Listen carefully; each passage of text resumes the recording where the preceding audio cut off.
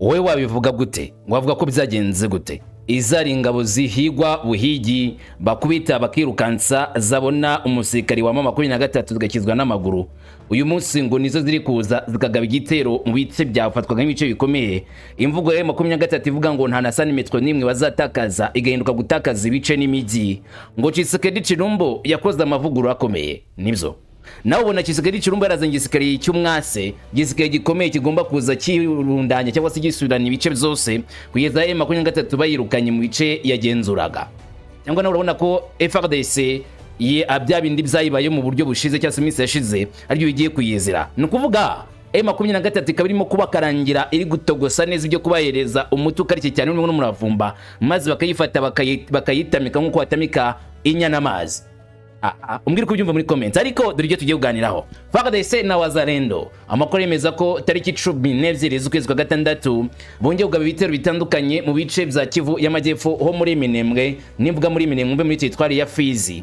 Amakuru akemeza yuko mu gice cya Gitavi wa musozi w'ingenzi cyane uri opposition rutura ye 23 nyuma y'ibitero bya drone bitigeze bisambura iyi position ku rwego remereye. None tariki 12 drone za KT6 ndetse n'imbunda z'imizinga zongeye kurasa kuri Gitavi, ariko amakuru ya nyayo aturuka kuri Gitavi nayaye. Urugamba rwagenze gute? Ubimbaze mu kanya gato maze mbigusubize uko iyo operation kuri Gitavi yagenze. Hanyuma ayo mashusho mubona na y'abarwanyi bara muri Wazalendo bavuye ku ruhande rwa M23 twirwaneho bakikiriza FARDC. Ni FARDC kimara kwigarurira bidegu n'utundi duce turimo Karingi ndetse na Kakenge. Yatangiye kubona bamwe mu basirikari batandukanye batuka muri MDRP ya twirwaneho ndetse na M23. Amakuru akaba ari no gushimangira cyane ko abitwa Wazalendo FARDC bakimara kwakira aba babihereje nkuko babivuga. Twirwaneho isori itangazo rigaragaza ko abangaba bafashwe bugwate atari ivyanyabyo ko bibasiriwe mu buryo bukomeye cyangwa se babashimuse. Ndaza kwikubwira uko byagenze. Hanyuma ku rundi ruhande M23 yamaganye ibitero byayigabweho mu nguni nyinshi ngo bakoresheje drone. FARDC yakoresheje drone yibasira ibice bituwe kandi n'abanyamahanga arimo bacanshuro, maze drone ziraza zica abantu b'inzira karengane.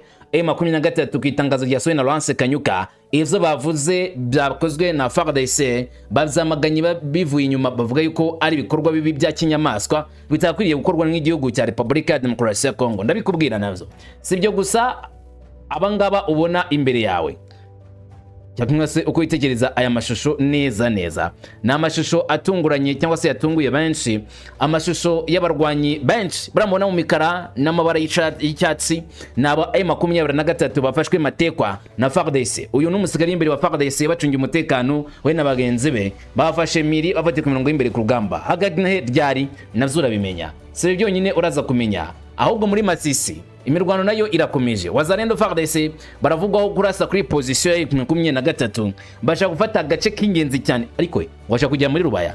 None sizi imbaraga bazanye ni izabo cyangwa ni intirano, ibi nabyo tuyimenya. Gusa menya iki ngiki bigeze gutangaza minsi ishize bavuga ko position ya M23 muri Rubaya igomba kurandurwa burundu. Rubaya bagomba kuyisubiza. M23 isubiza nayo ibabwira amagambo akarise iti muri shuka aka gace nagumuzigira muzigiramo gakoreramo nagumuza akagarukamo namushaka gufata Rubaya mumenye neza ko mukurota inzo zitazigera zibimpamo. None umurwano wo muri Masisi wakomeje kuba mubi cyane. Muri Bibwe ho hari izabaye bitandukanye n'ivyo ngizo ndabikubwira. Uwo mubona ku ruhande rw'ibumoso yitwa Colonel Nanga Yeberwo, mu gihe ku ruhande rw'ibumoso ahagana ruguru hariho Mr Swane n'intumwa zo muri MONUSCO bagiranye ikiganiro na M23 mu mujyi wa Goma. Nibiganiro zibanze cyane ku bufatanye bw'impande zombi ndetse guhagarika amakimbirane banagana ku bijyanye na Ebola. Ivyo baganiriye ndabikubwira.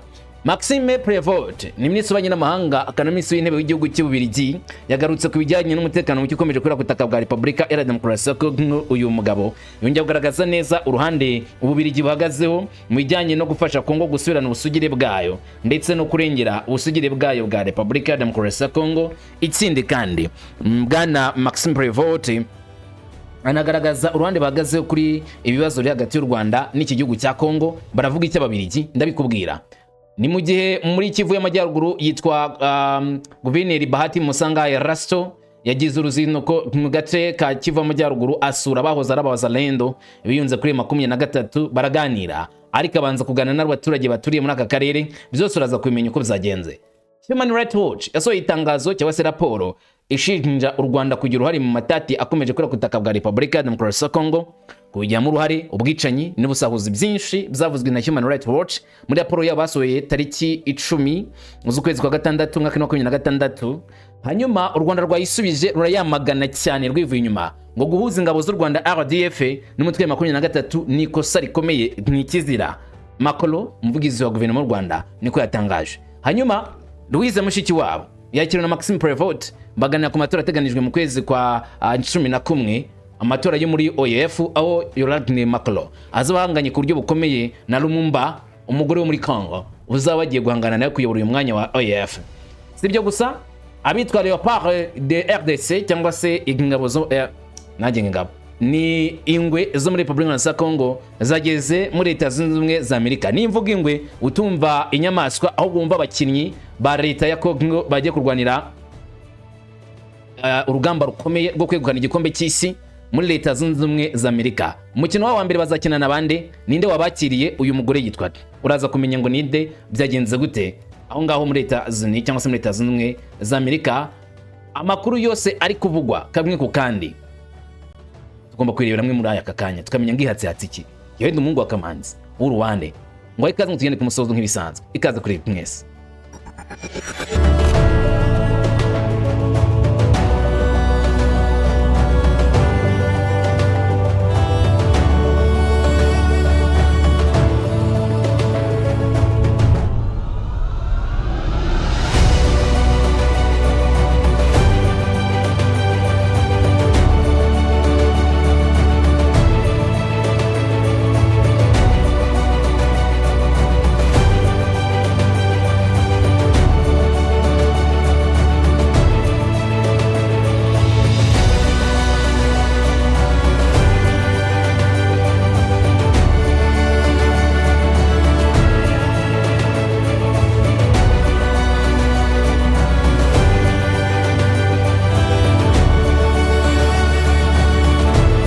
Duhere ku mirongo y'imbere ku rugamba akomeje kuvugwa urugamba ruremereye cyane muri Gitavi ho muri MINEMBWE. Buretse imirwano yatangiye tariki 10 z'ukwezi kwa gatandatu, yabaye imirwano yihariye cyane.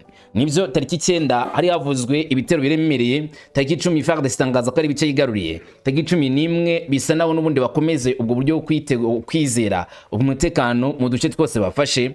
None tariki 12 ibitero bizakomeze. Gusa tariki 11 z'ukwezi kwa gatandatu ku masaha y'isa 8 n'igice harashwe indege za drone mu gice cya Gitavi Prayer of Mountain, ahari ibirindiro bya gisirikari bya 23. Byumve gutya.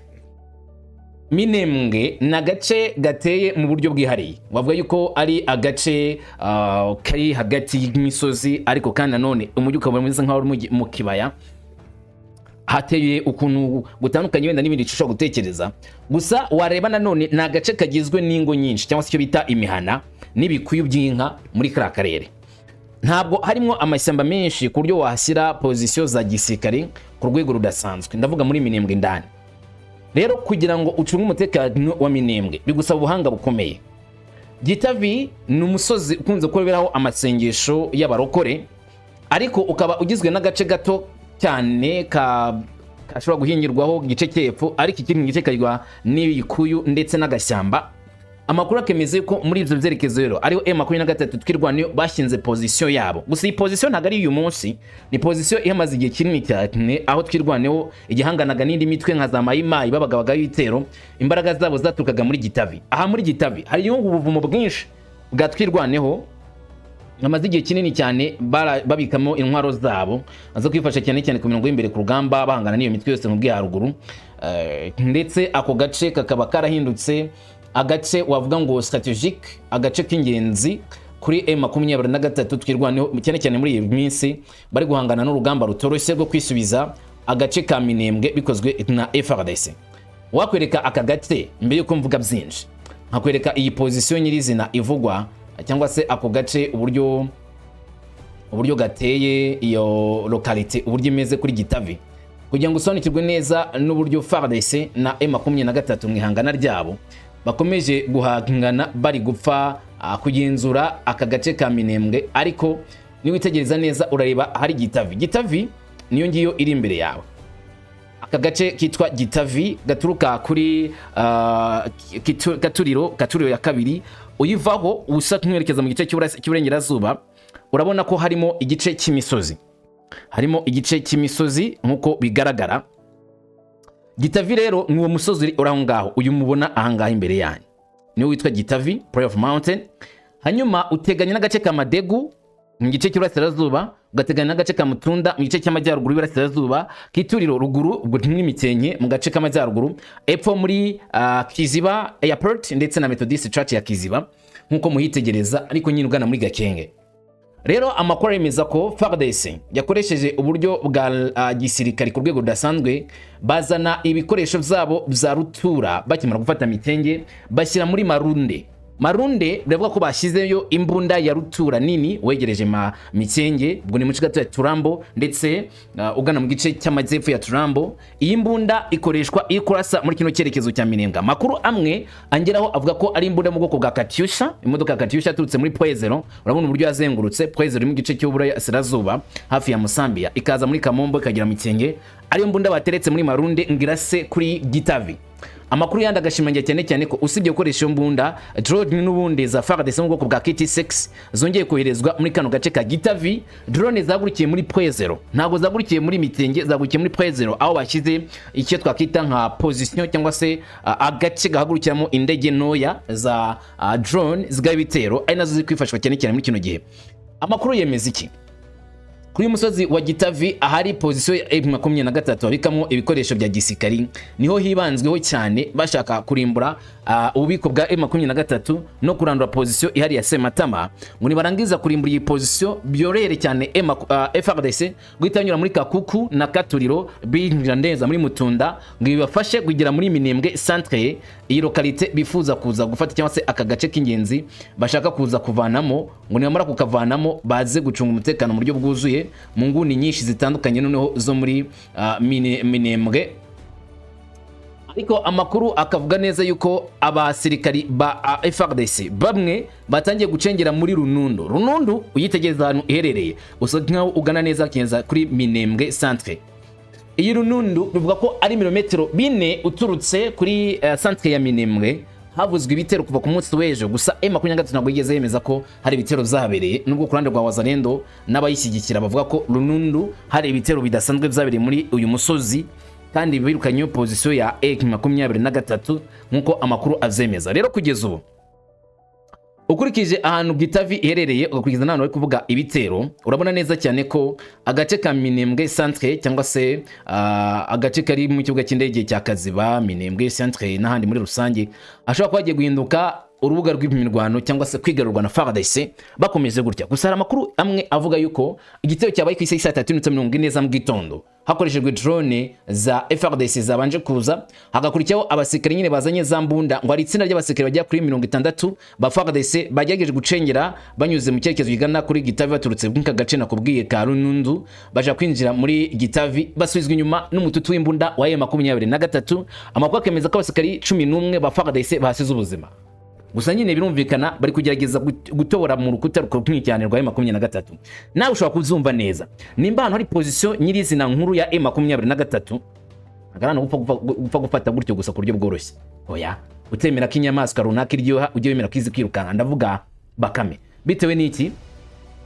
Ntabwo M23 nubwo wavuga ko FARDC ngiri kurisha imbaraga igashaka kuyamambura mu duce twose, ntabwo wavuga ko position nk'iyabo ya rutura ikomeye cyane nka Gitavi bapfa kwitakaza ku buryo bworoshye. Niyo mpamvu bashyizeho urukuta rukomeye cyane rwo majyaruguru n'uburasirazuba, aho batekereza ko FARDC yanyura itutse muri Runundu cyangwa se muri kara gace ka Katuriro, ku buryo nyine bagomba gukora ishoka byose bagakubita FARDC bakayisubiza inyuma kugira ngo itabasha kwinjira. Rero amakuru avuga ko mu masegonda ko byagenze nubwo bakomeje gusuka ibisasu no bakoresha imbunda za sakure na za drone. Amakuru yaho takunze kuyakurikirana kamwe ku kandi, tugikina tuyamenya uko bucya bukira cyangwa se amasaha akomeza kwicuma. Nyuma FARDC ikimara kwigarurira agace ka Bidego n'utundi duce dutandukanye navuga ko hari abarwanyi bo muri Wazalendo bo muri twirwaniho bishyirije FARDC na Wazalendo mu bice barimo kugenzura by'umweko byegereye Prezero nubwo mwavuga ko banageze indani muri Prezero bishyiriza FARDC ndetse na twirwa na Wazalendo bakomeje gukorana. Bikomeje kuba rero amayobera ku mirwano iri kubera muri Minembwe, aho ku ruhande rwa twirwaniho bavuga ko FARDC yashimuse abaturage benshi mu duce twabayemo imirwano ku munsi w'ejo ndetse n'uyu munsi muri Bidegu na Gakenke, abaturage b'abasivile bisanzwe. Gusa akaba ariho n'abandi bari kuvuga ko bagiye ku ruhande rwa FARDC bo mu mutwe wa twirwaniho b'abasirikare. Nkuko bitangazwa rero ku ruhande rwa FARDC basohoye video iyi ngiyi mu imbere yanyu ishatse kugaragaza ko aribo bishyikirije FARDC mu gace ka Prezero. Abarwanyi mu magambo yabo bavugaga yuko bavuye ku ruhande rwa twirwaniho ariko na rutari gutsinda ruhohoteranga abaturage bakishyiriza FARDC ku bushake bwabo. Buretse twirwaniho iravuga ngo bashimuswe, sibyo? FARDC gasora video ivuga ngo baje ku bushake. N'abagabo babiri bagaragara, umwe yambaye imyambaro ya M23 undi yambaye imyambaro ya gisivile, bagaragaza ko baje ku ruhande rwa FARDC ku bushake bwabo nta wabahase. Mu gihe twirwaniho ivuga yuko baje gushimuta aba baturage. Ikindi FARDC igatangaza ko yafashe utundi duce dukikije Mikenke aritwo Gakenge, Bidegu na Karingi muri mwitangazo rya FARDC baheruka kugaragaza nkuko byagaragajwe n'umuvugizi wa Sokora kabiri muri kara gace.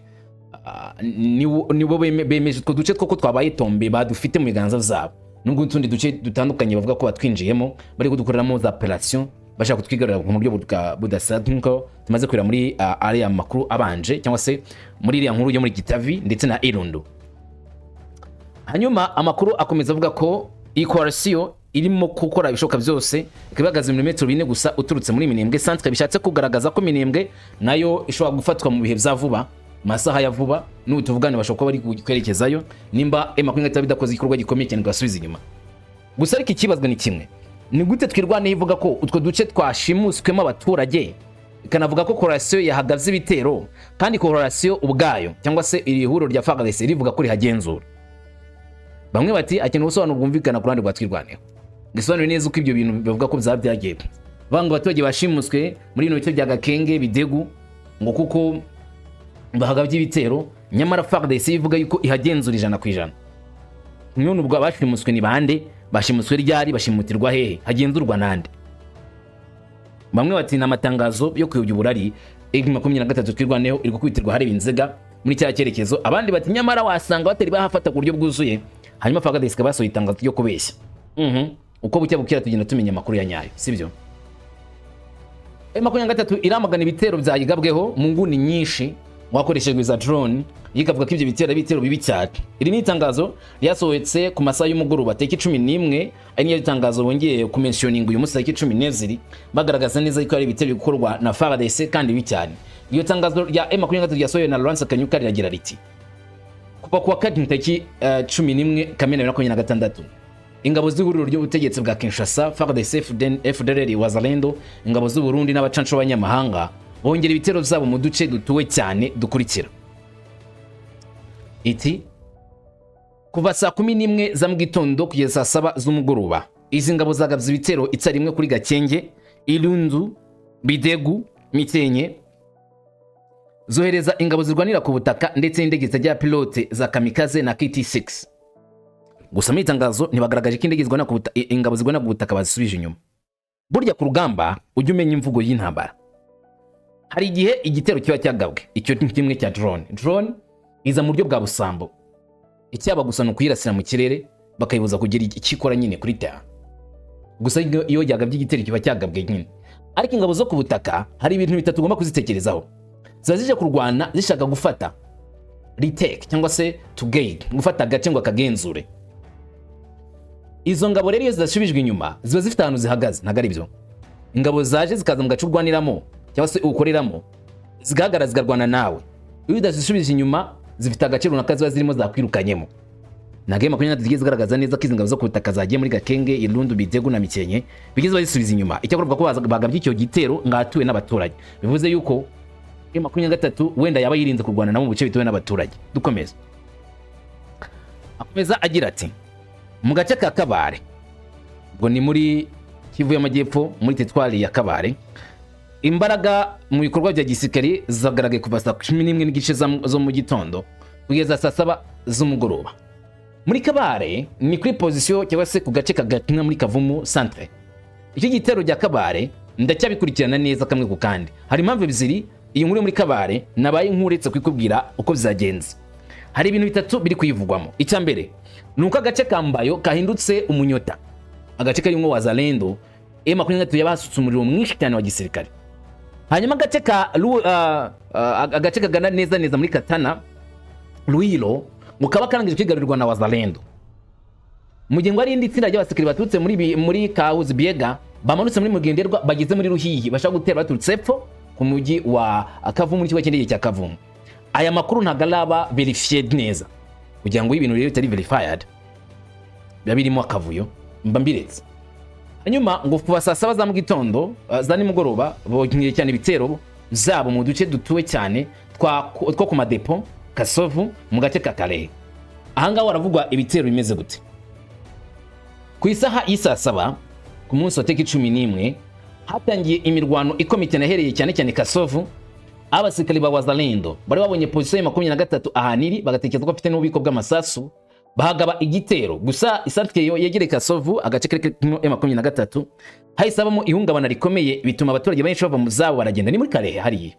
Hanyuma bahita komereza ku madepo bikavuga yuko FARDC yari yarangije kuzana renfort kuri Wazalendo baturutse muri Nyabantu ubwo nuvuga ngo bikice cyaruguru ya Kauzi Biega. Uzi neza ko ari ingabo zimanuka ziturutse muri Hombo zanzi zijya muri Mbayo ari nazo zijyana ibikoresho zigize muri batayo zikerekeza neza muri karere.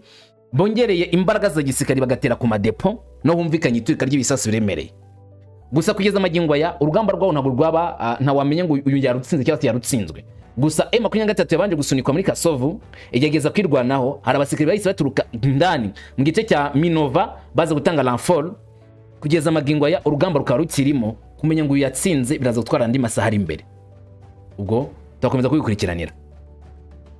Amakuru Laurence Kanyuka akomeza gutangaragira ati mu gihe imirwano ikomeje kwiyongera AFC 23 yongeye kwemeza ko yemeje kurinda no kurengera abaturage b'abasivile. Ni make M23 iratangaza ko mu gihe FARDC na Wazalendo bakomeje kugaba igitero kuri M23 kwibasira ngo abaturage M23 izakomeza no kwita cyane kurengera abasivile b'inzira karengane. Muri make ubwo nayo idekaraye ko irakomeza kurwana zangombwa igahangana na FARDC asi hejuru mututu w'imbunda nta guceceka, ahubwo barakomeza guhorindana ku rwego ruremereye kugeza Wazalendo FARDC bimuwe bakava mu bice bari kurwaniramo kugira ngo akarere kose gatekane. Umutekano uturutse kuri 23 mu kwirukana Wazalendo na FARDC umutekano uboneke mu buryo bwuzuye. Dukomeze mu bikuvugwa. Amakuru aravugwa iki kubijyanye n'abarwanyi ba Wazalendo na FARDC barwaniye muri Kivu y'Amajyepfo. Amashusho yashyizwe hanze na FARDC cyangwa se bamwe mu basirikare ba FARDC agakomeza kwirakwira ku mbuga nkoranyambaga agaragaza umwe mu basirikare ba FARDC afata imbunda ya AK47 yambaye ingofero nyine igaragaza ko ari umurwanyi wa FARDC, ariko akagaragara none ari ku modoka ya FARDC iyipakiyemo abasirikari bajya ku 10 bavuga ko ari aba M23. Mu mvugo ye uyu musirikari yumvikanye kuvuga yuko izariza amateka bafakiye ku mirongo imbere ku rugamba za M23 kandi ngakomeje urugamba rwo kurwana. Ntabwo igeze adekarara cyangwa se ngatangaze ahantu nyirizina bafatiye bano basirikari. Gusa ibintu bigaragaza neza cyane ko muri imirwano ibikorwa nk'ibyo ngibyo biri mu gukorwa. Gusa ariko ntabwo ari ibintu bitunguranye. Nimba gace gafashwe na FARDC ufatiramo abasirikari ba ku mirongo imbere ku rugamba ba amateka ntabwo ari ibintu bigoye, kuko ufata gace byavuze ngo hakoreshejwe operation cyangwa se uburyo technique ushobora kurimo kuzenguruka abasirikari. Kandi burya amategeko y'intambara dore ukavuga iyi mirwano ibaye urugamba rugahinana agace urimo bikagaragara neza cyane ko wagoswe uba ufite shwa ebyiri. Iya mbere ni ukurwana ukaba nk'ukwiyahura ku mwanzi muhanganye kugira ngo bakwice upfe batakuvanamo amakuru, kuko gutsinda nyine nabyo bidashoboka. Icya kabiri bisaba wowe ubwawe kwirangiza, cyo bita urugamba rwanya umusirikare arwana kwirasa wowe ubwawe. Icya gatatu ni ukurambika intwaro hasi ukamanika amaboko ku mwanzi wawe. We nawe afite itegeko rimuri rivuga yuko umuntu warambitse intwaro akamanika amaboko atemewe kuraswa ku rugamba uko yahindutse utakurwanya. burya ku rugamba umusirikare arambitse intwaro hasi akaraswa umurashe bibonetse ko yamurashe bikanaboneka bikagaragara yahanwa n'amategeko atari y'igihugu gusa ahubwo na mpuzamahanga. Ndetse n'icyo gisirikare cyakoze ibyo ngibyo cyagifatwa nkaho ari igisirikare kiri gukora ibyaha by'intambara cyo kurwana intambara. Umusirikare washyize intwaro hasi akamanika amaboko ameze nk'umucivile, ameze nk'umuntu uri aho ngaho usanzwe, agomba guhita yihinduka imfungwa y'intambara, ariko kumwica biba bitoroshye cyangwa se biba bitemewe. Icyo rero nicyo bano basirikare ba M23 ngo bakoze bamaze kubona bazengurutswe na M23 na Wazalendo na FARDC, bahise bashyira intwaro zabo hasi bamanika amaboko baturwa bumero batunaniye, hanyuma bafatwa mpiri nk'uko uyu musirikare bisobanura. Tuvuge ko nta ba M23 bafashe abayi FARDC, nabo baravuga ko ari izamateko bafite nubwo batazigaragaje, bakomeza kugenda tubikurikirana. Ariko umwe mu basirikare bakuru ba FARDC biravuga ko yasuye abasirikare be bageze muri Gakenge bari muri Minembwe nyirizina kugira ngo atangire urugamba rutoroshye rugana muri Minembwe centre. Buretse hari amakuru yari yabanje kuvuga yuko hari gahunda yo kujya gufata umujyi wa Minembwe, ariko umusirikare mukuru wageze muri kano karere akabanza asura position za gisirikare. Hari amakuru yemeza ko yaba yazanye ubutumwa bukomeye cyane bwo kubasaba gufata Minembwe mu buryo bwihuse, kuko n'abasivile ngo bamwe batangiye kugaragaza ko bifuza ko Minembwe yavanwamo yafatwa na FARDC. Iki kandi no kubashimira cyane kwitwaye neza ku mirongo imbere ku rugamba. Nimba ngo ari trufu kisekede ikoresha muri iyi minsi, ni trufu yo gusanga abasirikare ku mirongo imbere ku rugamba akabashyira amadolari nk'agashimwe kuko bitwaye neza. Twabibonye kwa Wazalendo mu bice bigana muri Uvira, ndetse mu minsi ishize nanone muri Rusange na Ruvunzi ibyo bisa nk'ibyo byarabaye batanga amadolari 50,000 bigenewe Wazalendo. Colonel Dem Apoko Bangara Michel nawe aravuga ko yasuye iki gikorwa cya gisirikare cyasuye bano basirikare ku mirongo imbere ku rugamba kugira ngo abakomeze anabahe misiyo yo gufata umujyi wa Minembwe. Ngo nyuma kongera gufata Mitenge, Kalingi na Gakenge, Colonel Apoko Bangala Michel yaje gusura ibintu bya FARDC ashishikariza ingabo anasuzuma ibikorwa zo kurwanya abo bitanga ingabo z'u Rwanda, bavuga makumyabiri na gatatu twirwaneho, ariko ingabo z'u Rwanda zabihakana ko ibyo ngibyo ari ibinyoma nta n'ibyo bintu bihuriye. Rero arimo kubakomeza ngo akomeze gukora igikorwa cya gisirikari, kandi gahunda yabo ngo n'ugutsinda mpaka M23 batazira u Rwanda bayivanye muri Minembwe agace kose bakigaruriye. Akabazo ngiye kukubaza wihangana ufata amasegonda make wandike, ukurikije uko urugamba rumaze iminsi rugaragara muri kino cyerekezo ya Kiva Amajyepfo, iyi nsinzi ya FARDC irashoboka muri Minembwe? Uravuze ngo yego, undavuga ngo oya, kubera iki rero? Katwikomereza. Muri Masisi naho urugamba rwabaye iyanga ku rwego ruremereye, intambara zirimo guhinana, bamwe batari ko FARDC iri kwikanga iki izi mbaraga zivanye zo kurwanira icyarimwe mu bice byinshi, kandi kari kugaragaza neza ko ishaka gutsinda. Mu gihe Wazalendo bagabaga igitero kuri Gasasa cyangwa se mu gace ka Kawere n'ahandi, FARDC nayo yateye ibisasu ingabo za M23 ziherereye muri Gasenyi, aho ingabo ziva muri M23 zishobora kuza kurwanya ingabo za General Kigingi, aho naho hagabwe igitero gikomeye cyane. Ubundi muri kano karere twe tumenyere kumva urugamba rukorwa na Wazalendo yonyine. FARDC no yumvikanye rero igaye ibitero bikomeye cyane muri Gasenyi kuri position ya M23. Amakuru ya bamwe bari kuri terrain bavugana n'abanyamakuru barimo Batuvenga n'abandi bakavuga yuko ako gace kahiye cyane ku rwego ruremereye, humvikanye ibisasu biremereye byaturikiye muri ibyo bice. Gusa amakuru akemeza ko hari abasirikare mu Kinshasa babonetse baturuka muri Rubaya bazinzigana muri Kinigi baje gutanga ramforo kuri bagenzi babo, basa n'abagiye guca umurongo ntarengwa kuri FARDC na Wazalendo, maze ubundi urugamba rugahanganirwa muri kara gace ku rwego ruremereye. Bisa n'ingo ni zose cyangwa se impande zombi ziteguye intambara muri kara karere, ariko M23 kubwayo birumvikana. Icya mbere, gutakaza Rubaya kwa M23 bifite uburemere cyane kurusha gutakaza Bukavu. Nawe urakabya urengagije ko Bukavu ari umujyi w'intara cyangwa se umurwa mukuru w'intara Kiva Amajyepfo, ndabizi, ariko Rubaya ifite umutungo wava muri za Bukavu nk'esheshatu icyarimwe. Umutungo wo muri Kuri turuka muri Rubaya y'umunsi umwe wayibona muri Bukavu inkubwe nyinshi. Gutakaza rero Rubaya kwa M23 cyaba ari igihombo gikomeye. Niyo mpamvu Bahati Musanga Erasto yavuze ngo gufata Rubaya ibyo ngibyo byo bayisubize mu merwe mwisa ntabwo bizigira bikunda. Kujya bidakunda rero bisakuzana abasirikare ba protege inza zigana muri Rubaya. Ntabwo kurindira muri Rubaya, no kurinda hirya ya Rubaya kugira umwanzi naza asanga wamwiteguye mbere. Niyo mpamvu abasirikare bamanutse bajya muri Kinigi bagiye kurinda icya cyerekezo, dore ko Kinigi na Gasenyi bisa n'ibiteganye, ari naho kubera urugamba rutoroshye. Hanyuma rero Ibyo bisasu byabujije abarwanyi ba M23 batazi ko abanyarwanda nubwo Rwanda rwakomeje kwiyama ariko ntibumve ukavuga ko rutari muri Congo. Wazalendo FARDC Kawere imirwano ikabikomeje kuba imirwano iremere cyane. Kuri wa gatanu ariko tariki 12 Kamena abayona n'ituze rikabije ibibwe mu karere ka Bashari Mukoto muri Masisi muri Kivu Amajyaruguru nyuma y'imirwano yabaye umunsi ushize hagati y'inyeshyamba za F23 na Wazalendo. Byagenze gute? Amakuru yo mu gace avuga ko inyeshyamba zagabye igitero ku birindiro bya Wazalendo mu gitondo cya kare ku itariki 11 Kamena bakoresha indege zitagira pilote kugira ngo bahatire Wazalendo kuva mu birindiro zabo. Intambara yakomeje umunsi wose. Tariki 11 wari umunsi w'imirwano muri ibibwe. Izi nyeshyamba zahanganye na Wazalendo ku buryo bukomeye. Bashoboye gukumira igitero mbere yo kwirukana izi nyeshyamba abazalendo. Muri make urugamba ruremereye cyane. Abazalendo birinda cyane ko position yabo yafatwa na M23 bahangana nabo bamaze guproteza position yabo babonye ko ntabwo bafite none bwo gufatwa kwa position yabo bahita batangira kurasa M23 ngo bayigize inyuma kandi ngo navyo birabahira nkuko inyuma kwitwa actualité.cd kibigarukaho mu nkuru yabo. Umubare w'abantu n'ibintu byangirikiye muri iyi mirwano nturamenyekana ariko bibwe iracyari munsi y'ubugenzuzi bwa Wazalendo. Mu gitondo cyo kuri wa gatanu rero ituze rye rikomeje kuba ryinshi muri bibwe aho Wazalendo irimo gushimangira ingamba z'umutekano mu rwego rwo kurwanya inyeshyamba za 23.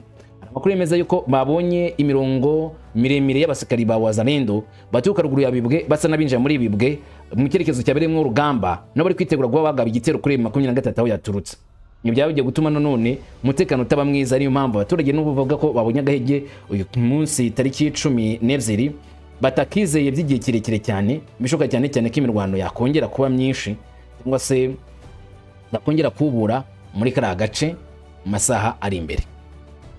Twinjire igoma bereye inama rukokoma ikomeye aho MONUSCO yaganiriye na M23 ni umuyobozi wa MONUSCO Mr Swan waje muri Goma gahora na Kane nanga nawarimo Bitra Bisimwa. Urukuta rwa AFC23 bagize bati mu rwego gushyigikira umuhati wo kuva mu bibazo biri muri Republika ya Congo AFC23 mu biro byayo bya politiki itumwa yari y'umuryango w'abibumbye ushinzwe kubungabunga umutekano muri Republika ya Congo muri MONUSCO Mr Swan yakiriwe mu biro byayo bya politiki intumwa yihariye nyine y'umuryango wa MONUSCO ubwo M23 bamwakira. Iyi nama ngo yarigamije kuganira ku bibazo by'amahoro umutekano n'ituze mu gihugu mu rwego rwo gukomeza ibikorwa bya diplomasi. Umuzekorwa wa politiki wa F23 Colonel Nangaye Belwo yari ari kumwe na n'umwungirije Bitra Bisimwa baganiriye ku iterambere ry'inzira ya Doha. AFC23 yongeye kwemeza ko yiyemeje gushyira imbere igisubizo cya politiki ku kibazo gihari. Hanyuma ibiganiro kandi byibanze ku buryo bwo guhagarika intambara hibandwa ku gukurikiza cyane kw'imihigo y'impande zitandukanye ikintu cy'ingenzi kugira ngo intambara ikomeze guhagarikwa cyangwa se kurangira. Ibiganiro byandagaragaje ikibazo cy'ubutabazi n'ubuzima cyane ikibazo cyo guhangana na Ebola aho ingabo za F23 zongeye kwemeza ko zifite ubushake bwo koroshya ibikorwa by'ubutabazi n'ibikorwa by'ubuzima rusange mu turere twagizweho ingaruka n'iki gikorwa cyangwa se n'iki cyorezo cya Ebola. Uruzinduko rwa James Swan ni kimwe mu bikorwa mpuzamahanga bikomeje gushikariza ibiganiro no gushimangira imikoranire y'amahoro muri Republika ya Demokarasi ya Congo kugira ngo barebe uburyo barangiza iki kibazo. Gusa manzi ubyibuke James Swan ayoboye MONUSCO. MONUSCO ntago ari umuhuza. MONUSCO ntago ikora uruhare rw'ubuhuza.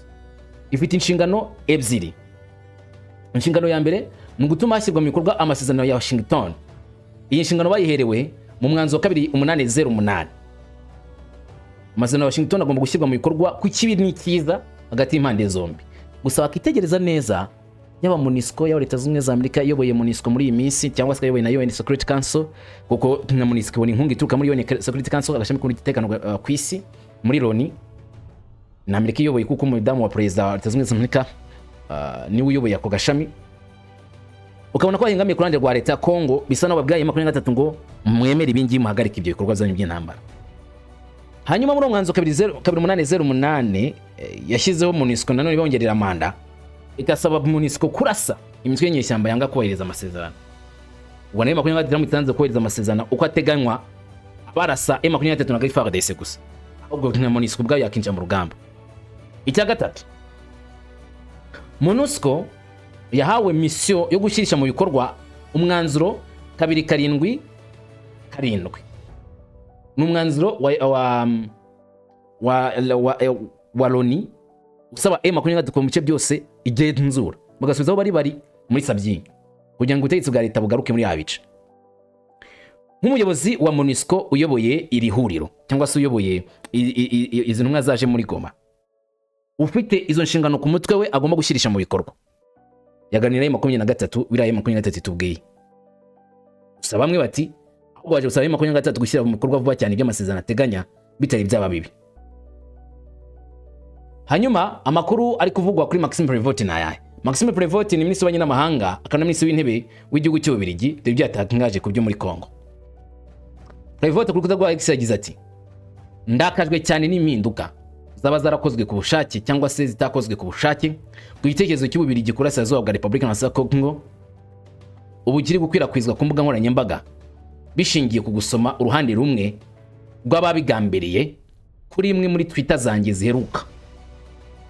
Ngarababaye kandi arakajwe ngo n'uryo abana kugurika ubutumwa yatambukije. Maxime Prévost yagize ati ntakagire urujijo rubaho, ubusugire bw'ubutaka n'ubusugire bwa Kongo ntibishobora kuganirwaho. Muri make nta mushobora kuganira ku negosiya na leta ya Kongo ngo ibijyanye n'uduce twafashwe, uduce twigaruriwe, uburyo tugomba gusubizwa mu biganza bya FARDC. Ngo no negotiation, nta buryo bwo kwiganira ibyo bintu. Maxime Prévost nta ngingo zibanziriza izindi. Muri make nta kintu ushobora kuvuga ngo kugira ubusugire bwa Kongo ngo bwemezwe mugomba kubanza mwakora gutya. Oya, harimo kubwira u Rwanda baza kubyumva wangu u Rwanda ruvuga ngo kugira ngo ingabo za M23 bashinja kubiza u Rwanda kuko leta zimwe zamekani zivuga ngo izo ngabo kujya zive muri Kongo bavuga ingabo z'u Rwanda ngo hagomba kugenza gutya ngo ntacyo. Rwanda vuga ko ari ingamba z'ubwirinzi. Rwanda vuga ko kugira ingamba z'ubwirinzi ziveho ariko FDLR igomba gusenywa. Gusa ingamba z'ubwirinzi abanyamahanga barimo n'ababirya zita ingabo z'u Rwanda muri Kongo. Maxime Prévost ati nta ngingo n'imwe igomba kubanziriza kubahiriza ubusugire bwa Republika ya Kongo. Ati kuva mu ntangiriro Ububiligi bwayoboye ubwunganizi mpuzamahanga bw'aya mahame kandi buzakomeza kubikora. Mu buryo nk'ubwo namaganya ubugizi bwa nabi bw'u Rwanda mu buryo budasobanutse neza kandi nzakomeza kubikora kugeza igihe buri musirikare w'u Rwanda azaba avuye ku butaka bwa Kongo. N'amagambo ya Maxime Prévost ati ariko kandi nakomeje gusaba ko amasezerano ya Washington yasinywe na Kongo n'u Rwanda ashyirwa mu bikorwa byuzuye. Ayo masezerano arasobanutse neza. Kuvanwa kw'ingabo z'u Rwanda muri Kongo no kutagira aho babagamira kuri FDLR bigaragara mu nteruro imwe mu ngingo ya mbere. Bitandukanye n'amakuru atariyo arimo gukwirakwizwa Ububiligi ntiwushyiraho itegeko kurindi. Muri make Ububiligi bushyigikiye yuko nanone FDLR Kongo irwanya bayibogamireho nibayitere inkunga. Ati Ububiligi burasaba ko buri wese yubahiriza vuba amasezerano yiyemeje kubwisanzure kandi bongeye gushimangira kenshi. Ibi nibyo leta z'ubumwe za Amerika zinyujije muri Mossad Barros, Katari, umuryango w'ubumwe bwa Afurika n'abanyagihugu bose bitsinda mpuzamahanga y'abahuza bavuga.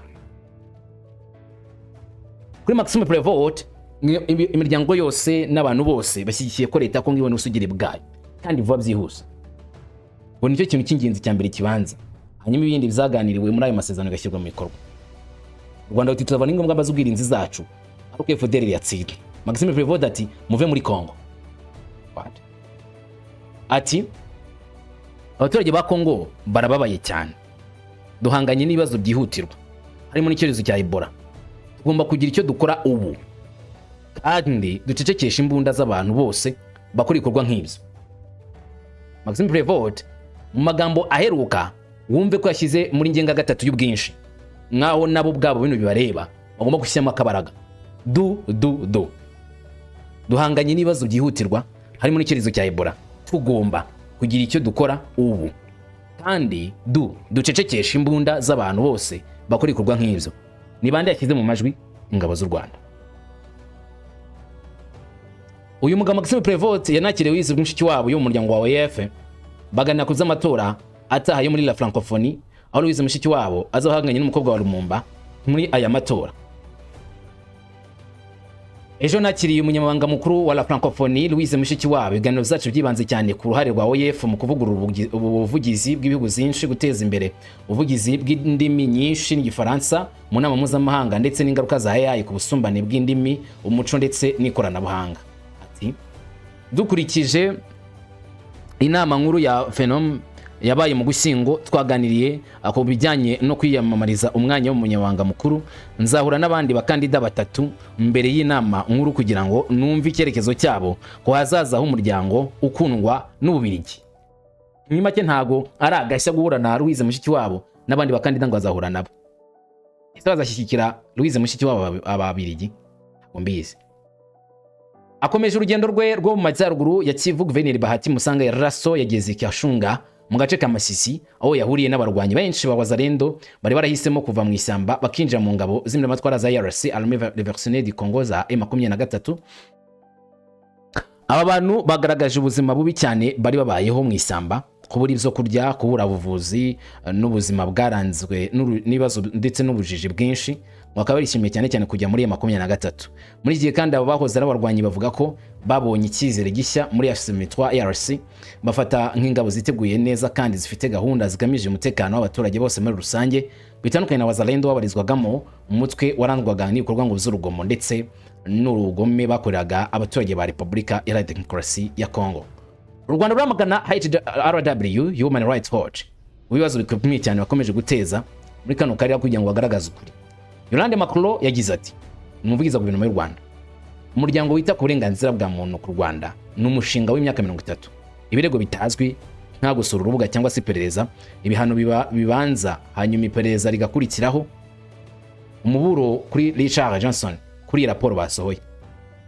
Makuro ati kuri raporo yabiheruka ya Human Rights Watch nishobora kwitwazwa ko ari yo ikora mu gihe yirengagije ibyavuzwe mu bushakashatsi bwayo.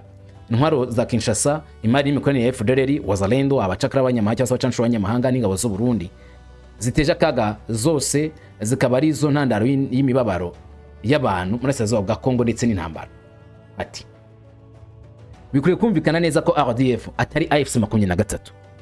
Iperereza ryose rikomeye risaba kutabogama, kubona amakuru, gukabya mu by'amategeko, inzira ikwiriye atari imyanzuro yatangajwe mbere y'igihe cyangwa se gusaba ibihano bikomeye. Yolande Makuro agaragaza neza ko kuvuga M23 tukavuga RDF haba arimo kwibeshya. Nyamara mu nyandiko nyinshi zari zandikwa n'ibinyamakuru kuri réseaux sociaux, muri izi raporo z'imiryango mpuzamahanga, ibihugu bikomeye cyane nk'Ububirigi, Ubufaransa, Ubwongereza, Amerika, usanga bandika M23/RDF. Ariko RDF ntabwo ari M23. Kubera iki? Biramutse baye ngombwa ko M23 yitwa umutwe w'iterabwoba kandi uri connected n'ingabo z'igihugu cy'u Rwanda, namwe murabyumva uko byagenda. Gukomeza kwita rero u Rwanda M23 kuri ku Rwanda cyangwa se kuri Yolande Makuro ni ibintu bitemewe, kuko ifite ibyo ku Rwanda na M23 ku giti cyayo, n'u Rwanda ufite ibyo rubaza Congo ku giti cyarwo FDLR. Ati inzira igana imbere iracyara amasezerano ya Washington afite uburyo bwo guhuza ibintu buringaniye mu gushaka umutekano urambye, ibiganiro, ishinga n'ufatanye mu karere nibyo gomba gutuma amahoro n'umutekano ati biboneka muri kano karere. Naho ibya Human Rights Watch babogamye cyane ku rwego rudasanzwe. Leopard en Amerique, ikipe ya Kinshasa yageze muri Amerika agiye gukina imikino y'igikombe cy'isi. Niyo kipe rukumbi yo muri Afrika y'Iburasirazuba yitabira imikino y'igikombe cy'isi. Bivuze neza ko muri sport akarere gatewe ishema na leta ya Congo cyangwa se n'ikipe ya Congo yahagarariye kano karere, tukidahagarariye Congo gusa, hagarariye akarere kose muri imikino y'igikombe cy'isi.